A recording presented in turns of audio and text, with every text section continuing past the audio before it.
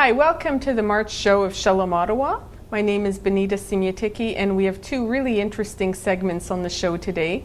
First of all, we're going to talk about the upcoming March of the Living trip, which commences in about 3 weeks. And we have as a guest one of the chaperones who are going on the trip, as well as one of the participants. And I'd like to welcome Tori and Evan Zelikovitz. And I think it's evident who is the student and who is the chaperone. Evan, I'm going to start with you. I'd like to know if you can first explain what March of the Living is, briefly. So March of the Living is, I think it's on its 25th plus year, or around 25 years. I think it started around 87 or something like that. It's an educational program that basically brings students from all over the world to Poland to educate them about the Holocaust and some of the atrocities that took place during World War II by the Nazis. It then, after a week in Poland, it culminates with the entire group traveling to Israel for a week for festivities in Israel to celebrate Israel's birthday, as well as a commemoration for the soldiers in Israel who lost their lives during the war.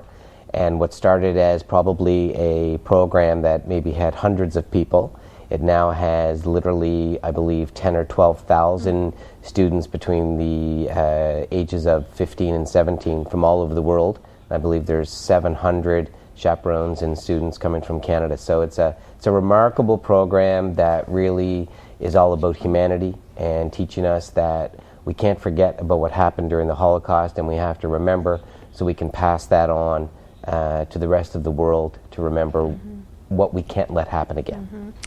And I gather the trip leaves in about 3 weeks. Trip leaves in 3 weeks on April 15th, goes for 2 weeks. As I said, a week in Poland, a week in Israel. Right. And it leaves right after the last day of Passover. And I think everybody's getting quite excited. We've been preparing for the last several months with our group of 16 from Ottawa and one from Kingston. And we're all very, very excited. Tori, hi. Hi. What grade are you in? I'm in grade 11 at Ashbury College. Okay, and did you know for a long time that you wanted to go on the March of the Living? I wouldn't say a long time. I know that I had heard about it from my friends who I went to at camp in Montreal. I've heard about that. I've heard about it for a while, and I heard about my cousins who wanted to go on it, but I'd say I've really wanted to go on it for the past year probably. Okay. Is there a family connection for you that goes back to the Holocaust? No, I don't have a family connection. For me, it was just that I knew that this would be an invaluable experience, and I knew it was something that I had to go on, that I just felt like I had to do. Have any of your siblings gone before you, or? Actually, no. It's surprising seeing as how many I have, but no, my parents actually just heard about it when I wanted to go on it, so no. Okay. So why exactly do you want to go on this trip? Like I said, it will be an invaluable experience. I loved it when I went to Hillel Academy. I loved learning about Jewish history, and it will be an invaluable experience. It will be something that will be emotional and hard to deal with, but it's something that I find that we have to go through, that we have to witness so that we can talk about it, so we can tell people about it and educate other people who might not know about it. Okay. Evan, I know that there's been some preparation of the students to get them ready for the trip. Can you talk about what kind of preparation the chaperones have done? Sure, and it's not just the chaperones. I think it's important for everybody to understand the March of the Living is an amazing infrastructure. It's got a great leadership headquartered in Toronto and other parts of the country. And part of going on the trip is not just about being in Poland and being in Israel. It's about preparing for the trip and preparing the students emotionally, and from an educational perspective, giving them some background about some of the things they're going to learn about, so that when they get there, they will have a better understanding, they will have a familiarity over some of the topics that they're going to hear about in Poland and in Israel. We've got survivors from the Holocaust that are coming with us. That's not going to be going on for a very long time. So we're quite fortunate to have these people to come with us to tell us the stories of their survival and their heroic efforts during the Holocaust. So over the past several months, we've had a number of sessions. We've gotten the students together and basically had some discussions about the history of the Holocaust. It's one thing to understand that 6 million Jews, as well as millions of Gypsies and disabled people and Polish people and other minorities who were not considered good enough for the German Aryan race, were massacred at the hands of the Nazis.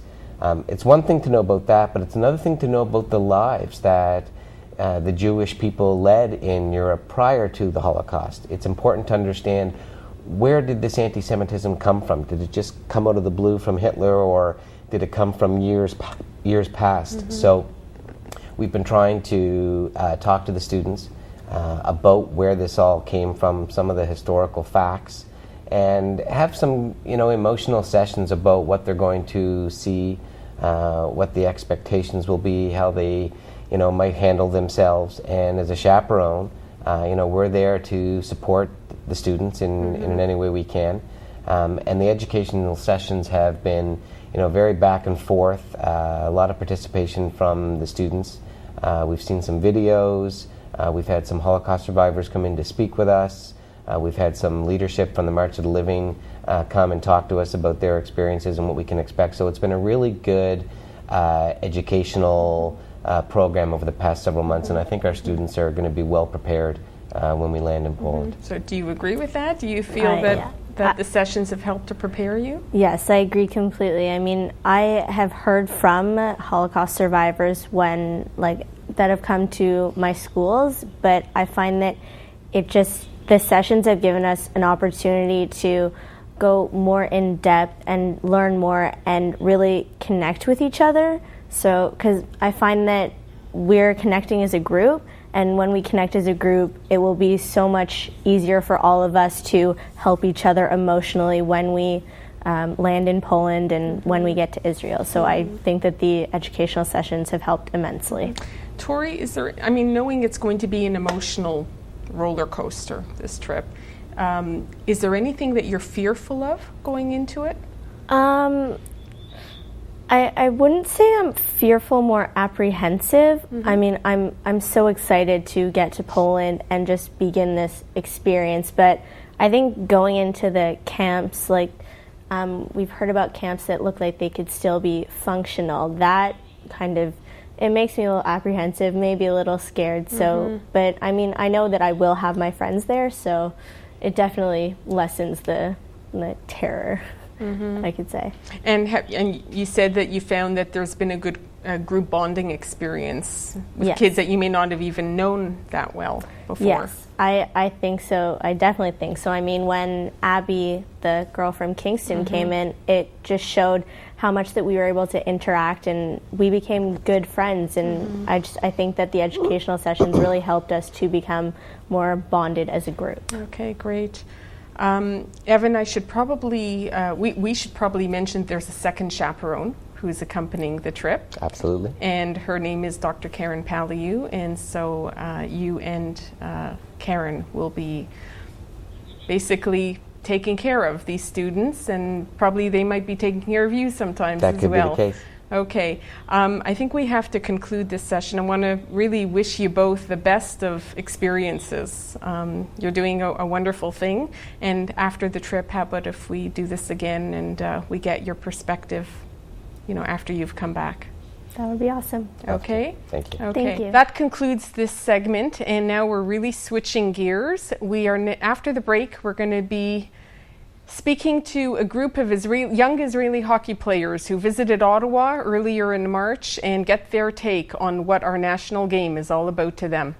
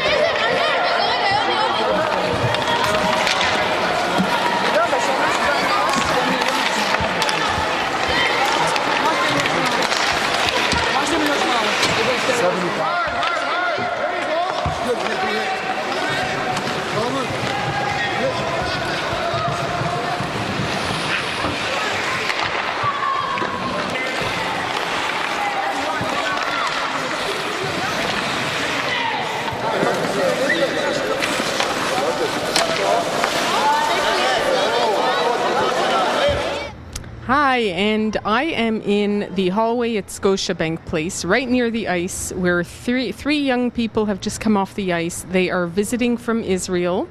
They're a team from the Canada-Israel Hockey School, and they had the privilege of skating on Scotiabank ice this afternoon. These three youngsters are part of a group of 30 children who have come from Metula in Israel to, they're hockey players there, and they have come to Ottawa to learn how hockey is played in Canada. And welcome to Ottawa. And your name is? Irad. Irad and? Noam. Noam and? Tomer. Tomer. Yeah. Hi, and welcome. So, what was the experience like to skate where the NHL players skate?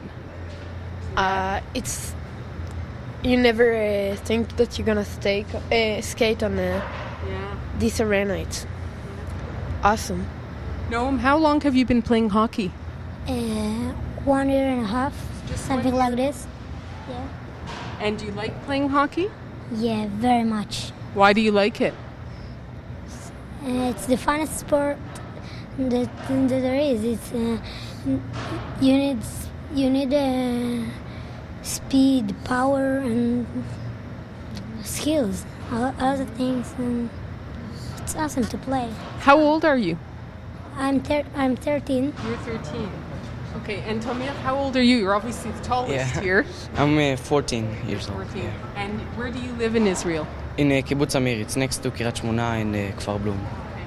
What made you decide to want to learn how to play hockey? I don't know, a lot of things. You need to know to skate, and you need a lot of power, and teamwork. You need What position are you? center. Center. And Irad, what position are you? Different. Okay. Do you ever get to watch NHL hockey games in Israel? Kind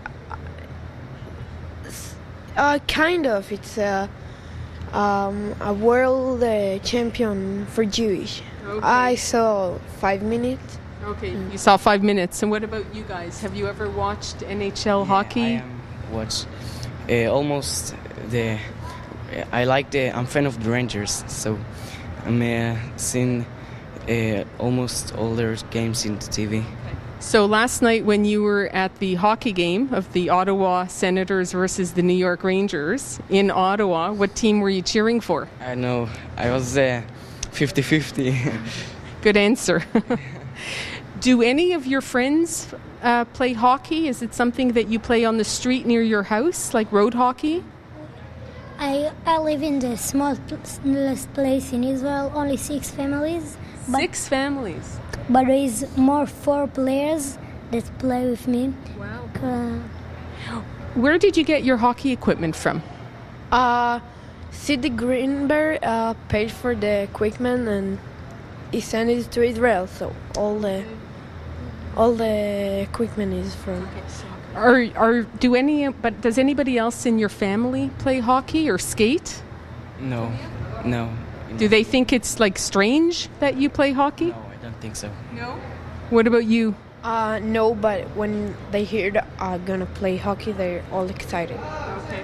How far do you have to go from your house to the hockey rink? 45 minutes. Do you go by bus or in a car? Car, but maybe sometime from my school. Oh. Okay, and how far do you have to go to the hockey arena? Pretty much the same, 40 minutes. 40 minutes. And what about you, Tamir? I'm 20 minutes. So you're the closest. Yeah. Okay. We live in the Golan. You both live in the Golan. Okay, yeah. Next to the Hermon mountain. Okay. Do you get cold there? Like, do you get ice that you could skate on anywhere? Or you have to go to the arena? In our places there is ice, but we can't skate. You can't skate on it. No? Okay. Okay. Snow and ice. So, what made you decide to want to learn hockey? Of all the sports, like there's soccer and there's baseball, why hockey? Somebody worked with my father. Said to my father, and it's better than soccer and basketball. Okay. Were you excited to come to Ottawa for this week? I was very excited because it's really fun, and Ottawa is the capital of Canada, and Canada is the country of hockey. Yeah. Way to go. I think a lot of Canadians would agree with you. What about you, Tamir? Were you excited? Yeah, sure.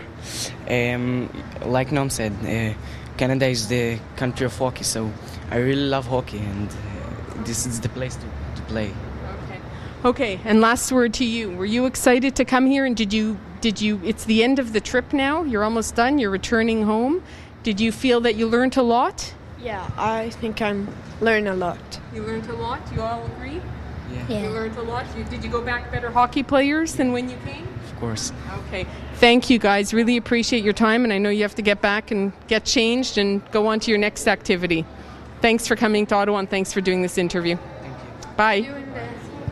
Hi, I've got now Mitch Miller, who's a very active community volunteer, and you've been involved in many things, and this is your latest and maybe biggest, I don't know, adventure, bringing the group of Israeli students, hockey students, to Canada. What made you decide that this was something you wanted to do? Well, in the past, I've done some of the volunteer work when the Israeli under 18 team has come to Ottawa, and it's fantastic when you see these young kids who only have the experience of being on the one rink at the Canada Centre in Israel, having the opportunity to skate in Ottawa and to see that Canadian passion for ice hockey. You know, when they come here, when you see their eyes open up and everything they're doing, and I recall that feeling when the under 18 team was here. So, you know, having to know who these kids are, and then the added bonus this time is it's actually a mixed group, because the Canada Israel Hockey School has both Jewish and Arab kids who are playing together, they travel together, and I was excited to see how that would work out. And how have you found that it has worked out? Beyond belief, actually. You know, the families have been fantastic. The chaperones from both of those communities have been great. Our host families in Ottawa have been fantastic, and the Ottawa community at large, especially the hockey community, the Ottawa Senators, the 67s, a team from Quinte near Belleville, they've all done everything they can to give these kids the greatest experience. You know, it's interesting. A few of them, their families, their extended families, may not be that close, but here they're all just hockey players. When they're on the ice, they're all just playing hockey. They don't care if they're Arab, if they're Jewish, if they're Canadian, if they're Israeli. They're just hockey players. It's one team against the other team. That's all it is. Can you explain the Canada-Israel Hockey Centre, the origins of it, and who's behind it? Yeah, well, the Canada Centre in Israel is about 20 or so more years old, and it was built by Canadians across Canada. And in it, they have a rink, an ice rink. They have a swimming pool, bowling alley, a whole bunch of things that are there for the people of the north to enjoy. And it's Roger Nielsen used to go and teach hockey schools there. So Roger Nielsen, who coached in the NHL and was certainly a big part of the Senators, would go, and he spent four summers there. And a few of the coaches who are here are actually for products of those schools. The Canada-Israel Hockey School that's here was founded a few years ago by Sid Greenberg, who's a private philanthropist from Toronto, who also had that same idea of having to use hockey to bring people together. I believe he's originally from Montreal, so certainly a passion for hockey's there. And when he had the opportunity to bring the Jewish and Arab kids together to skate, a few of them drive 5 minutes to an arena, some drive an hour, but he was able to get them for subsidized to be together, and thankfully be able to promote this trip where they, for a lot of them, it's their first time having to travel out of the country, overseas. Certainly for all of them, it's the first time they've been in any arena besides the one they're used to. What ages were these kids you brought over? They're between the ages of 9 and 14. So as a parent in Canada, I find it, I was a bit shocked that anyone who has kids who are 9, 10, or 11 were going to send them overseas for this long, but the experiences they're having And thankfully we haven't had anyone who's been really homesick, because the amount of hockey and the love they're getting in Ottawa from their host families and just everyone they meet has just been phenomenal. There was an arena we went to where the person having to work in the canteen was Palestinian.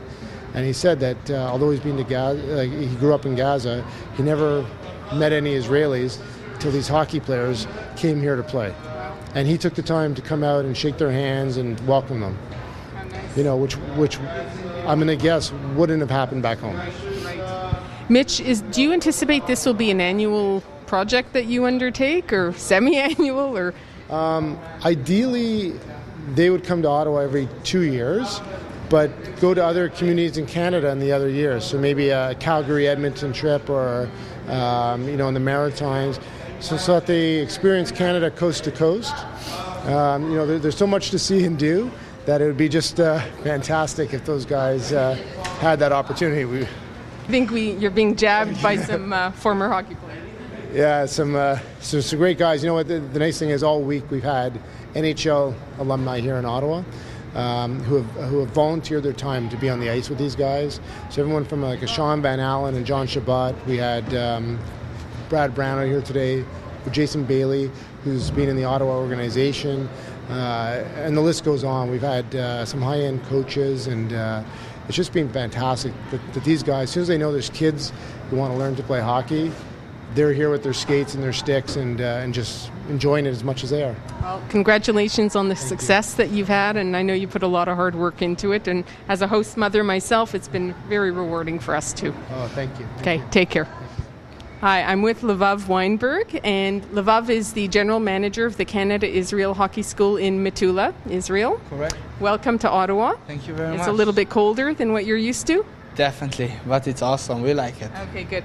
Levav, you brought a group of about 30 hockey players, young hockey players, to Ottawa from your school. Why did you do that? We want to take our kids in our school and to make the passion for hockey and to move it for the next step. We want to make these kids addicted to hockey. And when you bring the kids to here, to the city, or the country of the hockey, the city of the hockey, and you give them to skate on ice and to see NHL games and to meet some players and coaches. So this is what I believe the way to make them addicted to hockey. And then when we come back to Israel, they don't will be any more interested about basketball, soccer, hockey. This is our goal. So you're trying to convert them. Definitely. Where did your love of hockey come from? I started playing when I was like 9-10 years old. I like hockey. Hockey was my hobby. I think around 13, 14, I started playing in Roger Nielsen hockey camp. He was come over to Israel and do camp for us. And after I meet this level of coaches and he was bring some NHL players with him, I become to be addicted to hockey. So this is my opportunity to give back for the kid and for the community where I came from. How many students are in your hockey school? Today, after 2.5 years that we are running the school, we have 325 kids, around 15 girls and all the rest of boys. 50% of the kids are Arab kids and 50% are Jewish kids. And part of your project has been to try to build a bridge between the Jewish and the Arab kids through hockey, correct? Definitely. How have you done that? It's a process, of course. It's not easy, but we believe, me and Sidney Greenberg, that when you go on ice and you close the doors, you have only you, the pucks, the ball around you. You don't care about politics. You don't care about anything else except the game and who's going to win the game.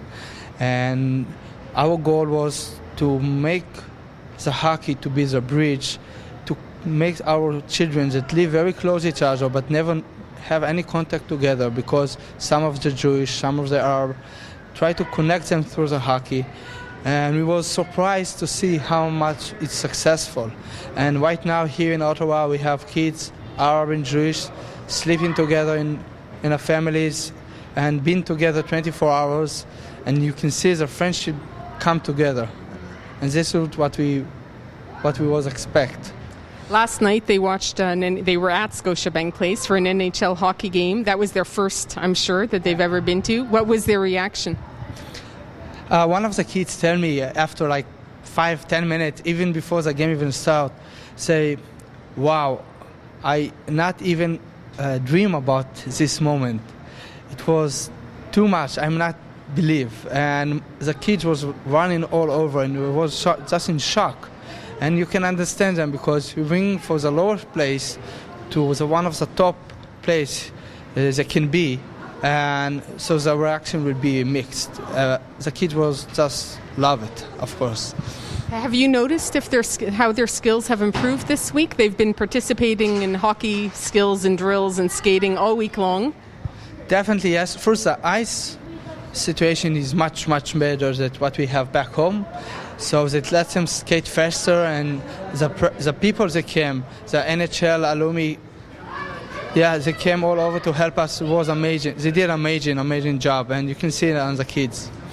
Well, thank you very much for coming to Ottawa and bringing your guests here, and thank you for being on Shalom Ottawa. Thank you very much. Thanks for watching Shalom Ottawa from Scotiabank Place. I don't get to say that very often, and please watch your listings next month.